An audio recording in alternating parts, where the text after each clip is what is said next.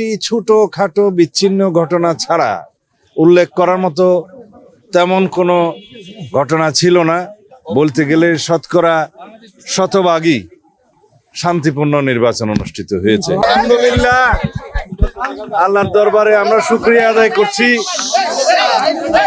বাংলাদেশে বহুল প্রত্যাশিত জাতীয় সংসদ নির্বাচন শান্তিপূর্ণভাবে অনুষ্ঠিত হয়েছে এবং সুষ্ঠু নিরপেক্ষ একটা নির্বাচন অনুষ্ঠিত হয়েছে, যার জন্য সারা বিশ্ব অপেক্ষা করছিল, শুধু বাংলাদেশের মানুষ নয়। আমরা আল্লাহর দরবারে শুকরিয়া আদায় করছি, এদেশের জনগণের প্রতি শুকরিয়া আদায় করছি, তাদেরকে অসংখ্য ধন্যবাদ প্রদান করছি। তারা ধৈর্য ধরে এই ত্রয়োদশ জাতীয় সংসদ নির্বাচনে অংশগ্রহণ করেছেন এবং ভোট প্রয়োগের পর ভোট পাহারা দিয়েছেন। দুই একটি ছোটখাটো বিচ্ছিন্ন ঘটনা ছাড়া উল্লেখ করার মতো তেমন কোনো ঘটনা ছিল না। বলতে গেলে শতকরা শতভাগই শান্তিপূর্ণ নির্বাচন অনুষ্ঠিত হয়েছে। এই বিজয় আমাদের প্রত্যাশিত ছিল। আমরা বাংলাদেশের জনগণের যে স্রোত বিএনপির অভিমুখে দেখেছি, আমাদের নেতা জনাব তারেক রহমান যেখানেই গিয়েছেন, তিনি স্বদেশ প্রত্যাবর্তনের পরে যেই অভ্যর্থনা পেয়েছেন, আমরা তখনই এদেশের মানুষের মন বুঝতে পেরেছি। তারা অপেক্ষা করছে দীর্ঘ 17 বছর পরে গণতান্ত্রিকভাবে একটা নির্বাচনে অংশগ্রহণ করে ভোটাধিকার প্রয়োগ করে এদেশের নতুন যাত্রা শুরু করার জন্য। বাংলাদেশের গণতন্ত্রের, শক্তিশালী গণতন্ত্রের ভিত্তি রচনা শুরু হয়েছে। গণতান্ত্রিক যাত্রা অব্যাহত থাকবে ইনশাআল্লাহ। এদেশের সকল রাষ্ট্র কাঠামোর গণতান্ত্রিক সংস্কার এবং সংবিধানের কাঙ্ক্ষিত গণতান্ত্রিক সংস্কার করা হবে, যেটা আমাদের 31 দফার উদ্দেশ্য ছিল, লক্ষ্য ছিল, এবং তার ভিত্তিতে আমরা আমাদের ইশতেহার প্রণয়ন করেছি।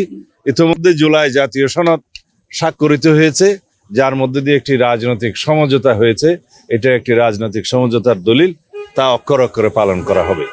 আমরা আশা করছি বাংলাদেশের এই জাতীয় সংসদ স্বাধীনতার পরে সবচাইতে বেশি আইন প্রণয়নকারী জাতীয় সংসদ হবে এবং সংবিধান সংশোধন করবে জন আকাঙ্ক্ষার ভিত্তিতে। আমাদের শহীদদের আকাঙ্ক্ষা অনুযায়ী, প্রত্যাশা অনুযায়ী, তরুণ প্রজন্মের প্রত্যাশা অনুযায়ী এই দেশকে আমরা মেধা নির্ভর, প্রযুক্তি নির্ভর এবং জ্ঞান নির্ভর রাষ্ট্র বিনির্মাণের জন্য আমরা সমগ্র দেশবাসীর সহযোগিতা চাই, গণমাধ্যমের সহযোগিতা চাই, সমাজের, রাষ্ট্রের সকল স্তরের যে যেখানে আছেন, সমাজের যারা দায়িত্ব পালন করছেন, রাষ্ট্রের বিভিন্ন স্তরে দায়িত্ব পালন করছেন, সকলের সহযোগিতা চাই একটি শক্তিশালী সাম্যের ভিত্তিতে মানবিক মর্যাদার এবং সুশাসন প্রতিষ্ঠার। আমরা 3টি জিনিসকে সবচেয়ে বেশি গুরুত্ব দিচ্ছি: আইনের শাসন প্রতিষ্ঠা, দেশের অর্থনৈতিক সমৃদ্ধি এবং দুর্নীতি নির্মূল করা। গুরুত্বপূর্ণ বিষয় হচ্ছে, আমরা আশা করছি আজকে বিকেলের মধ্যে নির্বাচন কমিশন আনুষ্ঠানিকভাবে গেজেট নোটিফিকেশনের মাধ্যমে ফলাফল ঘোষণা করবেন এবং তারপর থেকে ক্ষণগণনা শুরু হবে সংসদ সদস্যদের শপথ নেয়ার বিষয়টি। সেটা সাংবিধানিকভাবেই হবে ইনশাআল্লাহ। Are you satisfied with the political process, because one of the major parties was out of the contest? How satisfied are you with the political process?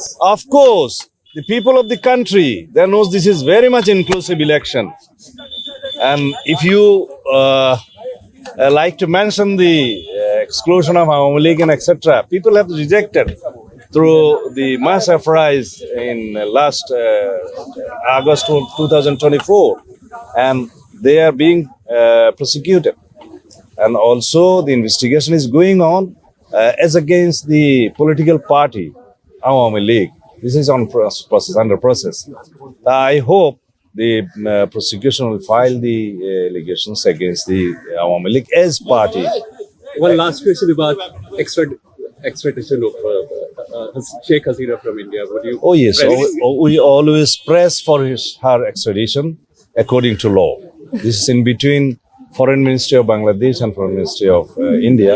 We also ask the government of India to please send her back for facing the trial in our country.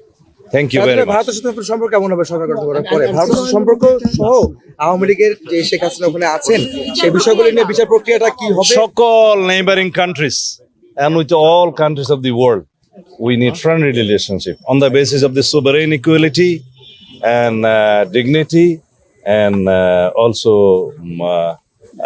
on the basis of equality.